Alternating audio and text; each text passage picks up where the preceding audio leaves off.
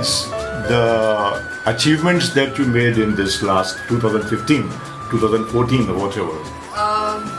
मेरे लिए अपनी ज़िंदगी का सफ़र मैं अगर बताऊं, फिल्मी करियर में मेरी शुरुआत हुई है 2005 से। अपने टेलीविज़न शो से मैंने शुरुआत की है। उस टेलीविज़न शो का नाम है मैं बनूंगी मिस इंडिया, और 13 एपिसोड से शुरुआत होगी ये सोच के हमने वहाँ पे ख़त्म करने वाले थे। लेकिन फिर वो सीरियल ने इतना ज़ोर पकड़ लिया कि वो सीरियल 3 साल के लिए चला नंबर 1 पे, DD1 पे, और आज तक उसकी TRPs को याद किया जाता है, जो कि 12 और 15 के बीच में रहा करती थी, और शो एंड भी उसी पे हुआ है। उसी से मेरी एक बहुत अच्छी पहचान और एक बहुत अच्छी इमेज इंटीरियर्स में, विलेजेस में हुई है।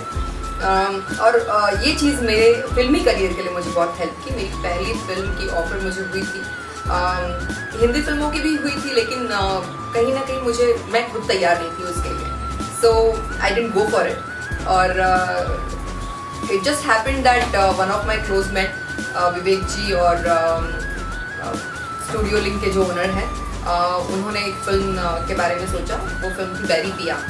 बैरी पिया सरस्वती चंद्र की लाइंस पे एक कहानी थी और कंप्लीट परफॉर्मेंस थी, तो उन्होंने कहा कि आप भी इस सब्जेक्ट को कीजिएगा, और मैंने किया। उस फिल्म के लिए क्रिटिक्स अवार्ड मिला। फिर उसके बाद में सेकंड फिल्म कॉन्टिलो फिल्म्स की एक फिल्म थी सैया से सोलो सिंगार, उसमें मैंने काम किया। रवि किशन जी और नगमा जी उस टाइम पे भोजपुरी इंडस्ट्री में सुपरस्टार्स थे, सो आई डिड दैट फिल्म। उसमें भी काफ़ी सराहना हुई मेरे परफॉर्मेंस की। फिर थर्ड फिल्म जो थी वो भोजपुरी इंडस्ट्री में रेवोल्यूशनरी फिल्म रही है, निरहुआ रिक्शा वाला, जिसमें दिनेश लाल यादव जी के साथ में मैंने काम किया। और वहाँ से मेरे लिए बिकॉज मैंने कभी करियर की शुरुआत करूँगी ये कभी सोचा ही नहीं था। It just happened.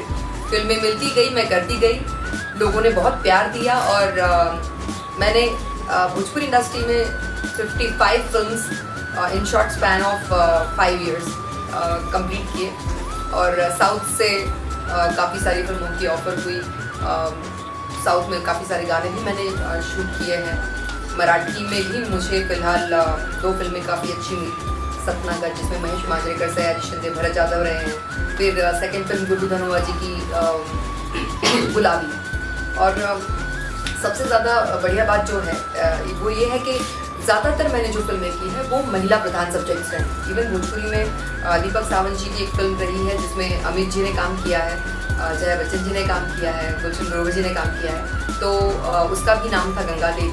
महिला आरक्षण पर वो सब्जेक्ट था, और काफ़ी मज़ा आया काम करने के दौरान। बहुत सारी चीज़ें सीखी, और लेजेंडरी एक्टर्स के साथ में काम करने का एक बहुत अच्छा अनोखा आनंद भी मिलता है, क्योंकि उनसे बहुत सीखने मिलता है। जो आज जिस लेवल पर है वो क्यों है, ये समझने मिलता है। मैं अपने आप को तो बहुत छोटी अदाकारा मानती हूँ, और चाहती हूँ कि इंडस्ट्री में काम करती रहूँ, अच्छा काम करती रहूँ।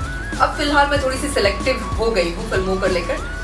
बहुत ज़्यादा कमर्शियल फिल्मों करने से भी इंटरेस्ट रखती हूँ कि मैं सिलेक्टिव महिला प्रधान सब्जेक्ट्स जिनमें मुझे कुछ परफॉर्म करने के लिए, और लोगों को जो मेरी फिल्में देखते हैं उनको मुझसे एक एक्सपेक्टेशन है, तो उस फिल्मों की उन एक्सपेक्टेशन में मैं खरा उतरूँ, इस तरह से मैं अपने सब्जेक्ट का चॉइस करती हूँ।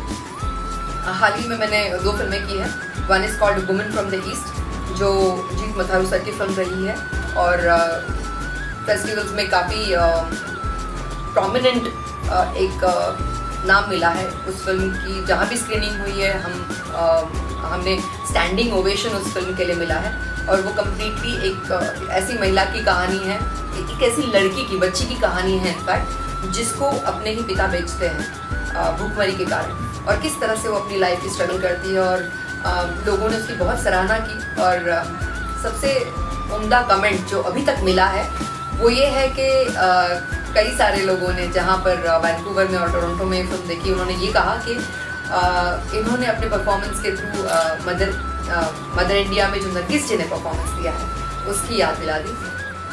सो I feel very blessed and I feel very honoured, getting my name connected to legendary actress like Smita Patil and Nargis ji. सपना गत में मैंने जो मराठी में किरदार निभाया था उसके लिए कई लोगों ने कहा कि स्मिता पाटिल जी मराठी पडद्यावरती परत आली.